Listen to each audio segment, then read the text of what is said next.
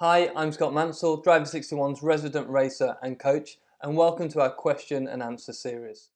Today's question comes from Norbert in Germany, and he asks, Eau Rouge is the ultimate challenge for me. Can you take a look at my lap? So yes, I'm going to take a look at the video from Norbert's lap, analyse it, and give him the advice that I would give him if I was coaching at Spa. So first of all, let's have a look at his line and his approach to Eau Rouge and Raidillon in full speed so that we can just get a feeling for how he's doing on the entry to Eau Rouge. So he's coming up, turning the car into Eau Rouge, nice and smooth into the right. As you can see from the telemetry, he's back on the throttle now and coming up over the top. So if we just head back and go through it in slow motion and step by step, firstly, the most important things when you're coming into a quick corner is that our vision is good. And by that I mean that our vision is a long way ahead of ourselves. If you've watched the vision tutorials on the Driver 61 University series, you'll know that we always need to be looking a step in front of ourselves when we're on track. And that's even more important when you're coming up to a really quick corner like Eau Rouge. So if we dive back into the video footage, at this point here, his vision should already be down at the left-hand apex, where we're going to be aiming to take as much curb as possible. Now, the other thing that's really important in quick corners and in slow corners to an extent, but more importantly in the quick corners, is that all our inputs into the car are silky, silky smooth. Any harsh movements, whether it be with the steering wheel or the accelerator or the brake pedal coming into a quick corner, will transfer too much weight in the car, and it will actually could cause it to slide prematurely, which is not what you want coming into a quick corner. So we need to make sure that our inputs into the steering are silky smooth and we transfer the load to the outside of the car as smoothly as possible. And when we get on the brakes, it's nice and smooth so we don't transfer too much weight to the front of the car, especially here at Eau Rouge. Most cars, whether it have aerodynamics or not, you'll be trailing the brakes in towards that first apex on the left hand side. So at this point it's really important that we're not actually using 100% of the braking force down into that apex. Rather, we're just breathing on the brakes just to keep the nose down and to decelerate the car slightly.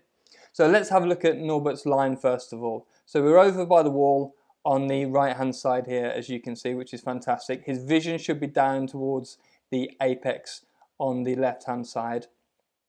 Now, one thing that I've noticed here is that actually he's coming away from the wall a little bit too early. So in this phase here, he's actually coming away from the wall a little bit too early. So the car at this point should be a little bit further over to the right. So we're just opening up the left of Eau Rouge a little bit more, so that makes the right-hander a little bit easier.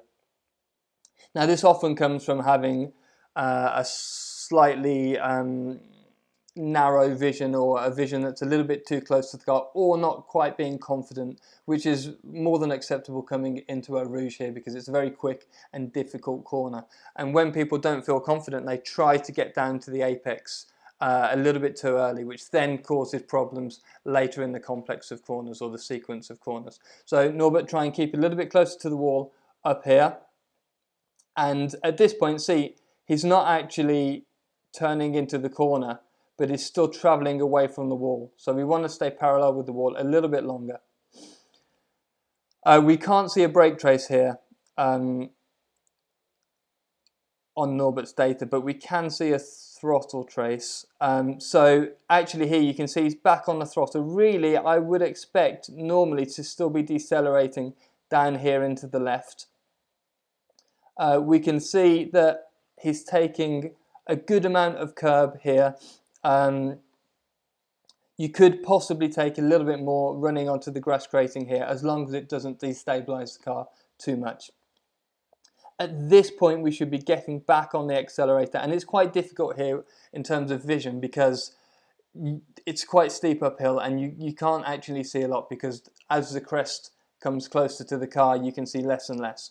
So what I tend to use is there's a couple of kinks, as you can see here in the curb. They're very, very slight, but you use them as a small data point to understand exactly where you are in the corner coming through the right, so then you know when to release the steering and begin to turn into the left as we come over the top of the brow here. So his line's all good at the moment. We're just touching the white line here. Now, I think he should try and hang on to the curb a tiny little bit longer because he's pushing out into the middle of the track here and making the left a little bit too hard. And you can see at this moment here, he's not getting back on the accelerator fully until we're almost at the crest. Now, maybe that is his line, maybe that's his vision or a slight lack of confidence coming through Eau Rouge. But ideally, we want to be back on the accelerator around this area, or at least as soon as we possibly can, because after Eau Rouge and Raidillon, we have a long Kemmel Straight. So the earlier that you get on the throttle, the more speed you're going to carry along the next straight, and it will make a huge difference to your lap time. So as you're coming through Eau Rouge and up the hill, we want to be trying to get back on the accelerator as soon as possible. So as we're coming up over the brow here, you can see that you can use all of the curb on the left-hand side. It's very flat. Try not to cheat as you're coming over the curb there. Try not to put four wheels over the white line. This is all good. And from here on, we just need to let the car run out to the outside. Now, you can use a lot of the curb on the right-hand side. So perhaps Norbert here could use a little bit more road on the outside of the left-hander at the top of the hill, and therefore actually get on the accelerator a little bit easier if he's going to be releasing the steering angle a little bit earlier in the corner. And that means he can carry the speed through there and carry it all the way down the Kemmel Straight and have a big win in lap time. So that's how Norbert could be quicker through Eau Rouge at Spa. Now, we do have a full in-depth circuit guide on the Driver 61 site, and I'll link to that below. And also be sure to check out our Drivers University tutorials, especially the vision tutorial and the weight transfer tutorial, which I'll also link to below. Thank you very much for watching. If you enjoyed this video, please be sure to subscribe by clicking down here. And please be sure to check out the Drivers University on the driver61.com site by clicking up here.